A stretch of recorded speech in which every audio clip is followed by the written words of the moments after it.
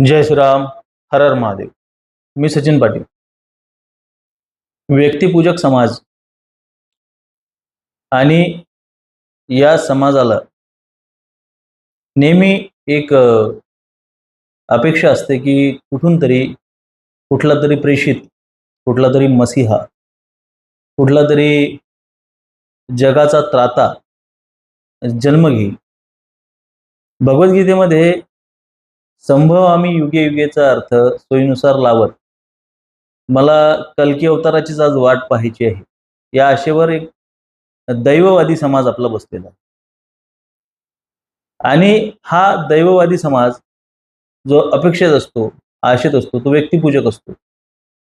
हा व्यक्तिपूजक समाज काय करतो की त्याला नेहमी पूजा करायला, त्याला वर्शिप करायला कुठल्या तरी अशा व्यक्तीची आवश्यकता असते की ज्याला तो भाऊ भाऊ म्हणू शकतो, ज्याला तो आमचं काळीज, आमचं प्राण, आधुनिक काळातला जाणता राजा, छत्रपती शिवाजी महाराजांना म्हणू अगर न म्हणू, पण त्याला इथे आज जाणता राजा हवा असतो. भलेही तो जाणता राजा स्वतः म्हणत असेल की महाराजांना जाणता राजा म्हणायची आवश्यकता नाही, तरी हा मुक्ती शोधणारा समाज काय करतो की खानसर सारख्या एखाद्या व्यक्ती पुढे आल्यानंतर त्याला देव करून टाकतो. हा देव केल्यानंतर प्रॉब्लेम काय होतो की तो आहे तर माणूसच ना.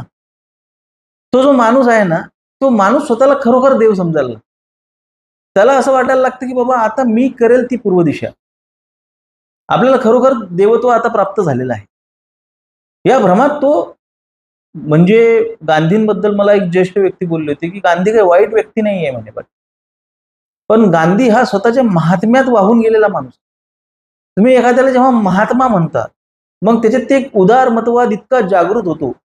त्याला आपल्या सिग्मंड फ्राईडने सुपर इगो एन्झायटी असं नाव दिलेलं आहे. म्हणजे ईड एन्झायटी, इगो एन्झायटी आणि सुपर इगो एन्झायटी. तिथे त्याचं वर्णन करताना ओशो किंवा हिम्मत सिन्हासारखी लोक जैन मुनींचं उदाहरण देतात. Super ego anxiety. Super ego anxiety म्हणजे काय? जैन मुनी दात घासण्याचा सुद्धा विरोध करतात. का? कारण की तोंडातले जंतू मारले जातील. काही म्हणजे समजा दिगंबर जैन आणि श्वेतांबर तोंडाला बांधून फिरतात कारण की तोंडामध्ये जंतू जातील. पायात अनवाणी फिरतात की पायाखाली येऊन. म्हणजे ही जी टोकाची अहिंसा, ही टोकाची अहिंसा का निर्माण होते? कारण की तुम्ही जेव्हा जगाचा भार स्वतःच्या खांद्यावर घेता, तेव्हा तुम्ही अकर्म, म्हणजे कर्म, विकर्म आणि अकर्म, असं ते 3 प्रकार भगवद्गीतेमध्ये वर्णित आहेत. त्यामध्ये जे नैष्कर्म येतं किंवा काहीच नाही, त्या अकर्मातून, की म्हणजे फलेच्छेचा त्याग करून, काम्य कर्मांचा त्याग करून नित्य नैमित्तिक कर्म कर्तव्य म्हणून करणे, हे नित्य नैमित्तिक कर्मांचा सुद्धा त्याग करून कुठही नाही करणे का, मग हे केलं तर ते होईल, सगळ्या जगाची जबाबदारी आपल्याला घ्यायची आहे, आपण जे जगाचे नियंता आहेत म्हणून स्वतः नैष्कर्म स्वीकारणे आणि लोकांना सुद्धा ते करायला भाग पाडणे आणि प्रत्येक चांगल्या वाईट घटनेची, गोष्टीची जबाबदारी स्वतः घेणे, हे गांधींनी केलं. की बाबा मुस्लिम बंधू मारले जात आहेत, दंगली होत आहेत, अमुक होत आहेत, प्रत्येक गोष्टीची रिस्पॉन्सिबिलिटी मीच काय तो जगाचा केंद्रबिंदू आहे आणि ही गोष्ट मीच काय ती थांबवू शकतो, मीच काय ती सुरू करू शकतो. यामुळे अतीव प्रेम, अतीव अहिंसा, अतीव मुस्लिमांबद्दल सौहार्द, की बाबा तुम्हाला कोणी मारायला आलं तर तुम्ही मरून जा, पण तुम्ही प्रतिकार करू नका, ही मानसिकता, की तुम्ही मेल्यानंतर बाबा तुमच्या मैतीवर जेव्हा ते थळगार थया नसतील तर कदाचित त्यांच्या मनामध्ये दयाभाव निर्माण होईल आणि मग त्यांचं हृदय परिवर्तन होईल. हा अतिरेक माणसामध्ये तेव्हा येतो जेव्हा तो स्वतःच्या महात्म्यात, सेल्फ ऑब्सेशन त्याला म्हणतात. खान सर हा जेन्युनली किती चांगला माणूस आहे किंवा किती वाईट माणूस आहे किंवा काय, याच्याशी समाजाला काही देणं घेणं नाहीये. समाजाने त्यांना देव बनवलेला आहे. आणि मुळात खान सरांना सुद्धा मी काल परवापर्यंत, मी जेव्हा खान सरांचे जुने व्हिडिओ पाहतो ना, तेव्हा माझ्या लक्षात येते हा माणूस किती जेन्युइन आहे ना, किती साधा आहे, किती चांगला आहे ना, किती छान बोलतोय. पण ते देवत्व बहाल झाल्यानंतर लक्षात घ्या, मी माझ्या जीवनामध्ये एक गोष्ट खूप कठोरपणे पाळली, कारण की मी ते बघितलं जगामध्ये. मी पाहिलं की माणूस स्वतःच्या महात्म्यात सत्कार स्वीकारता स्वीकारता काय होतो ना, तो स्वतःला खूप, मग त्याला पॉलिटिकल स्वप्न पडायला लागतात. म्हणून मी या क्षेत्रात आलो तेव्हा मी पहिल्यांदा डिक्लेअर केलं की मी राजकीय दृष्ट्या कधीच सक्रिय होणार नाही. दुसरी गोष्ट, मी कुठल्याही गोष्टीचा, कुठल्याही आंदोलनाचा, कुठल्याही याचा मी केंद्रबिंदू होणार. माझं काम प्रबोधनाचं आहे, मी प्रबोधन करतो. तिसरी गोष्ट म्हणजे की मी कार्यक्रमाचं मानधन घेणार, की मानधन घेऊन मी त्या कार्यक्रमांमध्येच गुंतून जाईल. मग मी जाण्या-येण्याचा खर्च घेऊन मी कार्यक्रम करतो. पण त्याचं खूप नुकसान होतं लक्षात घ्या. लोकं टेकन फॉर ग्रांटेड घेतात. ही तितकीच खरी गोष्ट आहे. मी कर्तव्य निधी जेव्हा म्हटलं याला मला बरेच लोक विचारतात, "दादा कर्तव्य निधी कशासाठी? का हे काय म्हणजे हे कशासाठी आहे?" तर लक्षात घ्या, की लोकांना मूर्ख बनवून, वेड्यात काढून, चुतिया बनवून, मनोरंजन करून, चुकीच्या पद्धतीचे हे करून गाईडलाईन देऊन किंवा चुकीच्या पद्धतीचा संदेश देऊन, चुकीच्या पद्धतीचे इतिहासाची तोडफोड करून लोक हजारोमध्ये व्ह्यूज घेतात. आज YouTube रिस्ट्रिक्शन्स माझ्यावर म्हणजे माझे दर दुसरा-तिसरा व्हिडिओ रिस्ट्रिक्ट असतो. माझा दुसरा-तिसरा व्हिडिओ हे डिमॉनिटाईज करून टाकतात. कधी-कधी रिमूव्ह करून टाकतात. बघा माझे इतके वर्ष झाले, मी सर्वात जुना आहे YouTubeवर. 80,000च्या वरती मला आतापर्यंत माझा आकडा सबस्क्रायबरचा रेटला जात नाहीये. रिकमेंडेशन्समध्ये व्हिडिओ जात नाहीयेत. आणि जेव्हा तुम्ही इतकं जोखमीचं कार्य करत असता, तेव्हा तुम्हाला इतर कुठलाही बिझनेस तुम्हाला करणं फार कठीण जातं. त्यासाठी तुम्हाला व्रतस्थ व्हावं लागतं. तुम्हाला एकच हातात काम घ्यावं लागतं. म्हणून कुठलीही जबरदस्ती नाहीये. मला हा प्रश्न विचारला मला राग येतो लिटरली. कर्तव्य निधी. अरे मी काय तुझी इस्टेट मागतोय का? अ, तुला पटत असेल तर पहा, नसेल पटत तर भीक मागत आहे का मी इथे? तुला वाटत असेल तर. पहिली गोष्ट लक्षात घ्या, की सगळेच करतायत. सगळेच आणि खूप वेगळ्या पद्धतीने करतायत. फंड रेझिंग म्हणतं कोणी त्याला काही नाव देतं. खूप गोंडस वेगवेगळी नावं देतात. प्रत्येक संघटन, प्रत्येक हे तुमच्याकडून पैसाच उकळतं. प्रत्येक व्यक्ती त्याला स्वप्नच पडतात. आता खान सर तरी कमीत कमी बुद्धीने शाबूत माणूस आहे किंवा ते विकास दिवेकीर्ती. तो खूप हुशार, खूप ब्रिलियंट, खूप इंटेलिजंट माणूस आहे. भलेही डाव्या विचारसरणीचा असेल, रामायणाबद्दल फार चुकीचा संभ्रम पसरवत असेल, पण व्यक्ती बुद्धिमान आहे. महाराष्ट्राचं तर इतकं दुर्दैव आहे, की आम्हाला भेटलाय तो कराळे मास्तर. ते येडं आम्हाला भेटलंय. त्याला सुद्धा राजकारणाचे हे वेध लागलेले आहेत. ह्या लोकांचा पैसे कमवण्याचं माध्यम तुम्ही पाहिलंय का? हरिभक्त परायण लोकांवर एक व्यावसायिक एंटरप्रेन्योर स्वतःला म्हणवतो. शरद तांदळे तो हरिभक्त परायण लोकांवर टीका करतो, की बाबा हे लोकं कीर्तन करून पैसा कमवतात. पण तू काय करतोयस? लोकांना तू व्यवसाय करण्यासाठी एक पुस्तक देतोयस. राक्षसांचा राजा रावण नावाचं पुस्तक लिहितोय. त्यामध्ये लेफ्ट आयडिओलॉजी तू टाकतोयस, रावणाचं उदात्तीकरण करतोयस. त्या पुस्तकाला तू विकतोयस, त्याचा तू धंदा करतोयस आणि हे करत असूनही कार्यक्रमाला बोलावल्यानंतर प्रचंड मानधन घेतोयस. पैसा तर तू पण कमावतोयस. इथे प्रत्येक व्यक्ती पैसा कमावतो. इथे प्रत्येक व्यक्ती स्वतःचा स्वार्थ साधतोय. पण स्वतःला एका बंधनामध्ये मर्यादेत टाकणं खूप गरजेचं आहे. तुम्ही बेछूट होता कामा नये. हे मी आधीपासून ठरवलं आणि मला कधी कुठली ऑफर आली तर मी प्रत्येकाला हे सांगितलेलं आहे. याच्यासाठी मी साक्षीदार सुद्धा ठेवलेले आहेत, की तुम्ही जे बोलताय त्याच्यासाठी तुम्ही म्हणजे सांगताय आणि मी करतोय म्हणून मी पैसा घेणार नाही. मी जे बोलतोय ते तुला योग्य वाटत असेल तर तू मला हे कर, स्पॉन्सरशिप कर किंवा तू मला पैसे दे. तू मला पैसे देतोय म्हणून मी बोलणार नाहीये. हे मी स्पष्ट बोललेलो आहे. चांगल्या-चांगल्या मोठमोठ्या लोकांना बोललेलो आहे. आणि त्याही पेक्षा महत्त्वाची गोष्ट मला ईमेल पडलेले आहेत. 80,000 सबस्क्रायबर पण कमी नसतात. एका आपल्या त्या याचा ट्रेडिंग कंपनीचा मला मेल आला किंवा मी मागेही सांगितलेलं आहे, की बऱ्याचशा काही पण विकायला लावतात लोकं. माझी केस लांब असताना मला एकानं शॅम्पूची हे करायला सांगितली होती. कुछ भी. अरे मी काय काम करतोय? तू काय सांगतोय? त्या ट्रेडिंग कंपनीने मला मेल टाकला, की बाबा तुमचे काय हे आहे, तुम्ही आमच्या याचं प्रमोशन करा म्हणून. त्याला मी रिप्लाय नाही केला. अरे पैसा कमवायचा म्हणजे त्याला काय माध्यम असलं पाहिजे. सगळ्यात महत्त्वाची गोष्ट म्हणजे, की माझ्या आईला माझ्यावर खूप विश्वास होता. आई जाण्याच्या पूर्वी सुद्धा आईने मी जेव्हा अशा पद्धतीचे कठोर निर्णय घेतले माझ्या आयुष्यात, मी जेव्हा काही ऑफर नाकारल्या, माझ्या आईला ना कधीच त्याचं वाईट नाही वाटलं. त्यासाठी तुम्हाला ना तुमचे पॅरेंट्स खूप आणि पत्नी सुद्धा खूप खंबीर पाहिजे. कारण की त्यांना माहिती आहे, की ही गोष्ट माझ्या तत्त्वात बसत नाही आणि मी खूप महान आहे, मी खूप ग्रेट आहे, हे असं नाहीये. मी माझ्या व्याख्यानांमध्ये बोललेलो आहे, की जेव्हा मी बोलतोय तर याची जबाबदारी मी स्वतः घेतोय. याला आयोजक जबाबदार राहणार नाहीत. काय केस करायची आहे किंवा काय हल्ला करायचा आहे तो माझ्यावर करा. पहिला विषय. मी दुसरा विषय बोलतोय, की मी मारला गेलो, मी संपवला गेलो किंवा माझं चारित्र्य हनन झालं. म्हणजे माझं असेसिनेशन झालं किंवा माझं कॅरेक्टर असेसिनेशन झालं. तर माझ्यासाठी सभा सुद्धा घेऊ नका, एक मेणबत्ती सुद्धा जाळू नका. असे काही पाटील आले, काही गेले. धर्म आणि विचार जिवंत राहिले पाहिजेत. तर ही माझी महानता वगैरे नाही. हा माझा स्वार्थ आहे. मी त्या विचारांनी प्रेरित झालेलो आहे. ते विचार की धर्मरक्षा वयासाठी करणे अटी आमास. वाचा बोले वेदनीती करो संती केले ते. ह्या विचारांनी मी प्रेरित झालेलो आहे. मी जगद्गुरु तुकोबारायांचा सच्चा पाईक आहे. मी भक्ती संप्रदायामध्ये लीन झालेला आहे, मी प्रभू रामचंद्रांचा पाईक आहे. आणि त्या गोष्टी माझ्यातला तो स्वार्थ, माझा तो परमार्थाचा स्वार्थ, माझा तो मोक्षाचा स्वार्थ किंवा माझा तो ईश्वराच्या चिंतनाचा, धर्मरक्षणाचा स्वार्थ मला ह्या गोष्टी करू देत नाहीत. मला तुम्ही स्वार्थी म्हणा, हो मी स्वार्थी आहे म्हणून मी ह्या गोष्टी करू शकत नाही. मी पापभीरू आहे, मी पापभीरू आहे. मला ह्या गोष्टी पाप वाटतात म्हणून मी त्या गोष्टींकडे, परद्रव्य परनारी ह्या गोष्टींकडे मी ओढला जात नाही. तर हा माझा स्वार्थ आहे. मला नीच म्हणा तुम्ही या गोष्टीमध्ये, पण लक्षात घ्या की ह्या गोष्टी करणं बाध्य आहे. ह्या गोष्टी मर्यादा स्वतःला घालून देणं आवश्यक आहेत. ह्या मर्यादा जर तुम्ही स्वतःला घालून दिल्या नाहीत तर तुम्ही भविष्यामध्ये भ्रष्ट झाल्याशिवाय राहत नाही. सामाजिकदृष्ट्या, व्यावसायिकदृष्ट्या तुम्ही भ्रष्ट झाल्याशिवाय राहत नाही. पैसा तुम्हाला भ्रष्ट केल्याशिवाय राहत नाही. प्रसिद्धी तुम्हाला भ्रष्ट केल्याशिवाय राहत नाही.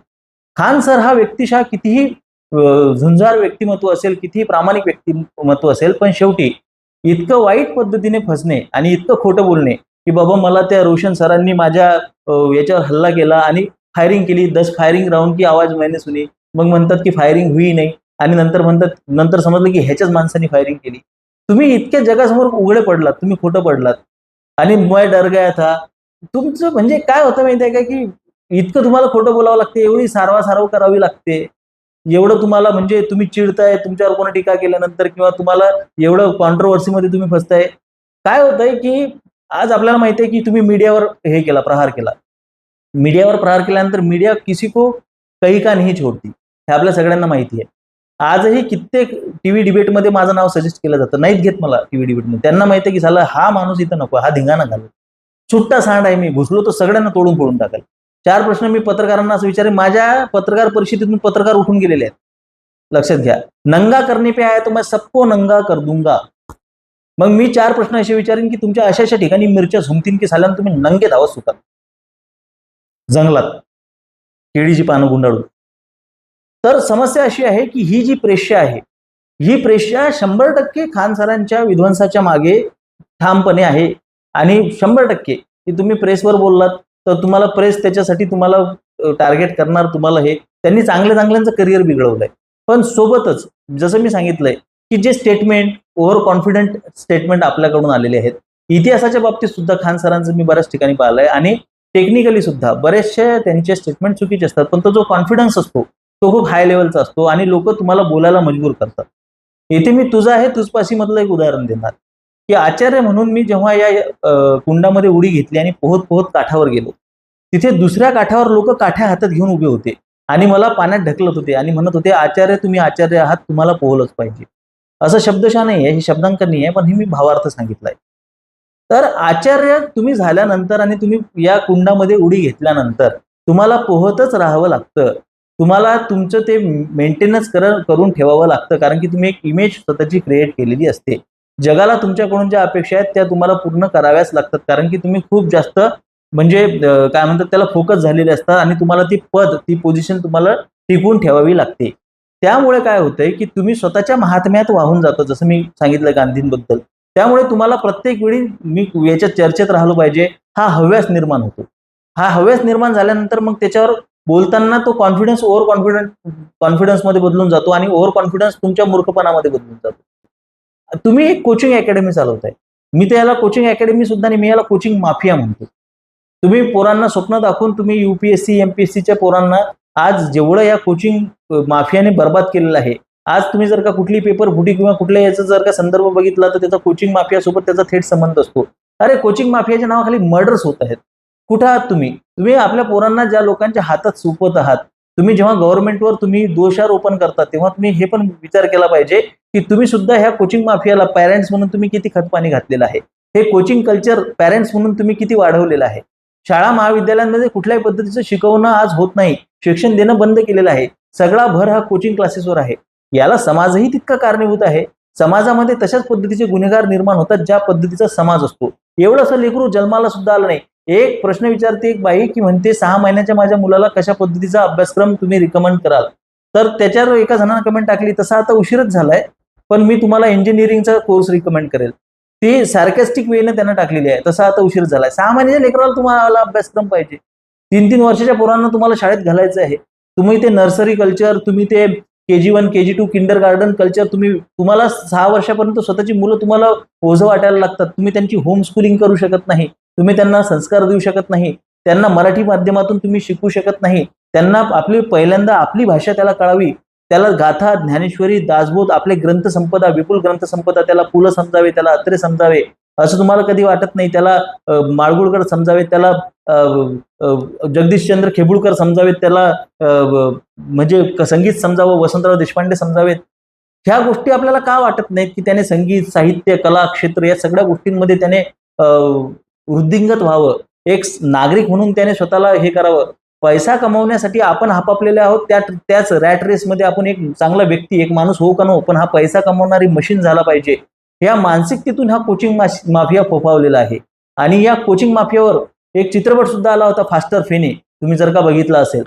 हा खूप भयंकर मोठा गेम आहे, हा खूप मोठा खेळ आहे आणि या खेळाला खतपाणी घालण्यासाठी आपणच कारणीभूत आहोत. आणि या कोचिंग माफियाने ज्या पद्धतीने पोरांचं आयुष्य बर्बाद करणं सुरू केलेलं आहे, आज त्या सदाशिव पेठमध्ये लाखो पोरं तिथं जाऊन पडलेली आहेत. MPSC UPSCची स्वप्न, विश्वास नागरे पाटलांसारखी, कुठला रिक्षा चालकाचा मुलगा MPSC पास झाला, अमुक झाला टमुक झाला, तो येतो आणि आपल्याला 3,000 जागांसोबत काही देणे घेणं नाही, आपल्याला आपली केवळ एकाच जागेवर फोकस करायचा आहे. 40-40 वर्षापर्यंत लेकरं पेपर देत आहेत, ओपनवाली 30 वर्षापर्यंत देतात, 35 वर्षापर्यंत देत आहेत आणि नंतर ते बाहेर पडल्यानंतर, अपयश त्यांच्या हातात आल्यानंतर त्यांना इथे करायला सुद्धा काही नसतं. अशा परिस्थितीमध्ये आपण आपल्या मुलांना ढकलत आहोत. आपण रोजगार निर्मिती करू शकत नाहीये, आपण उद्योजकांची निर्मिती करू शकत नाही. मराठी उद्योजक हे तर फारच खतरनाक गोष्ट आहे, त्याच्यावर मी वेगळा व्हिडिओ करेल. मराठी व्यक्ती उद्योग का करू शकत नाही, काय मानसिकता आहे आपल्या लोकांची, त्याच्यावर ते स्वतंत्र बोललं जाऊ शकतं. अलीकडेच आम्हाला फार वाईट अनुभव आला त्याचा. तर एकंदरीत आपण विचार केला की हा कोचिंग माफिया सुद्धा का फोफावलेला आहे, आपण ह्या कोचिंग माफियाला इतकं मोठं का केलेलं आहे, तर त्याला सुद्धा आपली पॅरेंटिंग जबाबदार आहे. आज खान सर सारखी व्यक्ती जी म्हणते की आम्ही कमी पैशांमध्ये शिकवतो, काही आम्ही फुकट शिकवतो किंवा गरिबांचा इलाज आम्ही करतो, ही लोक अकाउंटेबल आहेत, हे सेलिब्रिटी नाही आहेत. आपल्या देशामध्ये एक पद्धत बंद झाली पाहिजे. MPSC UPSC पास झालेल्या व्यक्तीला देव समजणे, त्याचं मग तो IAS IPS होतो, मग तुम्हाला तुमच्या पायातलं खेटर समजतो. कोचिंग क्लास चालवणाऱ्या लोकांना विद्वान आणि एक्सपर्ट समजणे, फार मोठे विचारवंत समजणे, कारण की ते जर का त्यांचं काम शिकवण्याचं आहे तर त्यांना शिकवण्यापुरतंच आपण मर्यादित ठेवलं पाहिजे. तुम्ही एखाद्या व्यक्तीचा देव केल्यानंतर त्या व्यक्तीमध्ये जे बदल होतात आणि ते बदल समाजाला जे घातक होतात, तो व्यक्ती जो बेछूट सुटतोय त्याला समाज कारणीभूत असतो. आणि सगळ्यात महत्वाची गोष्ट म्हणजे ह्या सगळ्यांवर सरकारचं कंट्रोल असलं पाहिजे. गोळीबार होतोय कोचिंग क्लासेसच्या रायव्हलरीमध्ये, कोचिंग क्लासेसच्या आपसी वादामध्ये गोळीबार होतोय आणि तुम्ही म्हणताय की समाजामध्ये गुन्हेगारी आहे. लातूर पासून तर UP बिहार पर्यंत हे कोचिंग माफियामध्ये गोळीबार होतोय, बंदुकी वापरल्या जात आहेत. हे लोक काय भविष्य देणार आहेत, काय आपण विद्यार्थी घडवणार आहोत, कशा पद्धतीचा आपण समाज बनवतोय. आज आपल्या देशामध्ये गन लॉ आहे आणि तो खूप स्ट्रिक्ट आहे, आर्मॅक्ट खूप स्ट्रिक्ट आहे. आणि असं असूनही हे उद्या चालून जर का आर्मॅक्ट सारखा, जर का आपल्या अमेरिकेसारखा जर का गन लॉ आपल्या देशामध्ये आला तर हे एकामेकाला गोळ्या मारायला बसले, लहान लहान पोरं बंदुकी घेऊन फिरतील. हे कशा पद्धतीचं वातावरण आपण निर्माण करतोय, कशा पद्धतीची ही व्यक्तिपूजा आपण करतोय, एका व्यक्तीला आपण किती जास्त महत्व देतोय. व्यक्तिपूजा बंद होऊन जर का आपण मूल्यांची पूजा सुरू केली, आपण नैतिकतेची पूजा सुरू केली तर जास्त या देशाचं भलं होईल. धर्माचं राजकारण केल्यापेक्षा, राजकारणात धर्म आणल्यापेक्षा धर्म आणि राजकारण वेगळं करून प्रत्येकाने आपला स्वधर्म केला. स्वधर्मी निधनम श्रेया परधर्म भयावहा. आणि राजकारण्यांना जर का आपण जाब विचारायला सुरुवात केली की तू राजकारणामध्ये रामायण महाभारताची या देशाला गरज नाही, काय गरज आहे पवार साहेबांना तसं बोलायची, काय तो व्यासपीठ आहे का रामायण महाभारताची गरज नाही, अंधश्रद्धा निर्माण समितीची काय, यांनी बोडखं काय केलं या देशासाठी आतापर्यंत, हा कुठल्या पद्धतीचा कायदा तुम्हाला आणायचा, अंधश्रद्धेने या देशाचं नुकसान झालं, मला हे सिद्ध करून दाखवा. मी 1 लाख रुपये देतो, 1 लाख कमी रक्कम होईल, 5 लाख रुपये देतो. अंधश्रद्धेनं कुठल्याही देशात, प्रत्येक देशामध्ये अंधश्रद्धा, कुठल्या देशाचं नुकसान होते गव्हर्नमेंटच्या पॉलिसीजमुळे. कशा पद्धतीच्या पॉलिसीज गव्हर्नमेंट राबवते, कशा पद्धतीची महागाई तिथे आहे, कशा पद्धतीची टंचाई तिथे आहे, कशा पद्धतीचे रिसोर्सेस तिथे आहेत, त्यांचा रिसोर्सेसचा उपयोग कशा, अंधश्रद्धेचा काय संबंध आहे याच्यामध्ये, मंदिरांचा काय संबंध आहे, त्या ब्राह्मण भटाभुवांवर तुम्ही खापरं फोडत राहता की या पुजाऱ्यांनी हे पूजा करता, असे कितीचे रुपये घेतात ते. हा अरे कोचिंग क्लासेस तुमच्याकडून ज्या पद्धतीने पैसा उकडतंय त्याच्यावर तुम्हाला बोलायला हिंमत नाहीये. ज्या पद्धतीने शाळा, प्रायव्हेट स्कूल तुमच्याकडून पैसे उकडतायत त्या विषयावर तुम्हाला बोलायचं नाहीये. ते इतकी मोठी अंधश्रद्धा, मॅकॉल एज्युकेशन सिस्टीम ही सगळ्यात मोठी अंधश्रद्धा आहे. काय ते अकॅडमिक नॉलेज घेऊन व्यक्ती म्हणून, एक पुरुष म्हणून, एक स्त्री म्हणून, एक नागरिक म्हणून ते कशा पद्धतीने समाजामध्ये येत आहेत. या सगळ्या गोष्टींकडे आमचं लक्ष नाही आहे.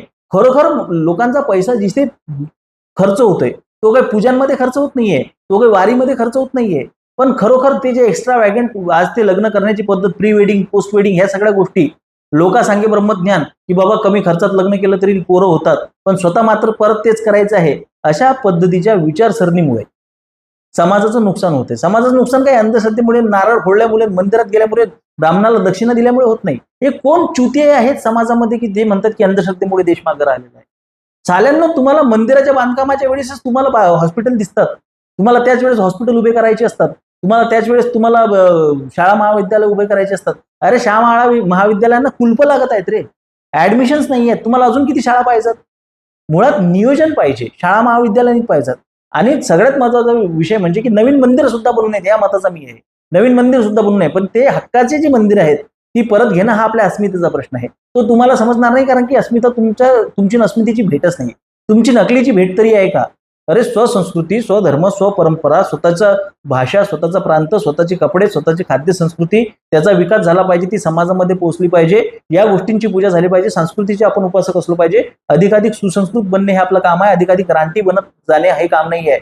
पण समाज हा अधिकाधिक रानटी बनत चाललेला आहे. तो फक्त त्याच्या मुलांना पैसा कमावण्याची मशीन समजतोय, आणि पैसा कमावण्याच्या मशीनचा बनवणारे, निर्मिती करणारे खानसर सारखी लोक, कराळे मास्तर सारखी लोक, विकास दिव्य कीर्ती सारखी लोक समाजामध्ये आहेत. आणि त्यांनी त्यांचं काम सोडून त्यांनी इतर गोष्टींमध्ये खूप लक्ष देणे, स्वतः खूप आत्मकेंद्रित होणे, खूप जास्त गोष्टींवर कॉन्ट्रोवर्शियल गोष्टींवर बोलणे, आणि स्वतःची पूजा, स्वतःच्या प्रेमात खूप जास्त पडल्यामुळे समाजामध्ये ह्या गोष्टी आणि हे सगळे खेळ निर्माण झालेले आहेत. ही सगळी खेळी निर्माण झालेली आहे.